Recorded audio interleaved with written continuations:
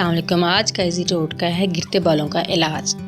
बालों का गिरना या कमज़ोर हो जाना ख़वातीन का आम मसला है। आज के इजी टोटके में मैं आपको बहुत ही आसान तरीका बताऊंगी कि कैसे सिर्फ प्याज और जैतून के ऑयल से बालों को लंबा और घना किया जा सकता है। इसके लिए एक दरमियानी साइज़ का प्याज लें और इसको कद्दूकस कर लें या फिर चॉपर में चॉप कर लें। अब एक छलनी की मदद से इसके रस को अलग कर लें या किसी मलमल के कपड़े से इसके रस को छान लें। अब इस रस में 2 खाने के चम्मच जैतून का तेल डालकर अच्छी तरह मिक्स कर लें।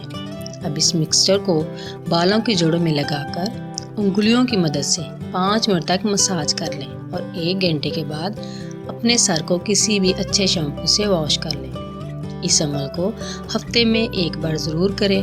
2 माह बाद आपके बाल ना सिर्फ गिरना बंद हो जाएंगे बल्कि लंबे और चमकदार भी हो जाएंगे। वीडियो को लाइक करें, शेयर करें और चैनल को सब्सक्राइब करें और बेल आइकन को लाजमी दबाएं ताकि मेरी हर नई आने वाली वीडियो सबसे पहले आपको मिले। अब नेक्स्ट वीडियो तक के लिए इजाज़त दीजिए। अल्लाह हाफिज़।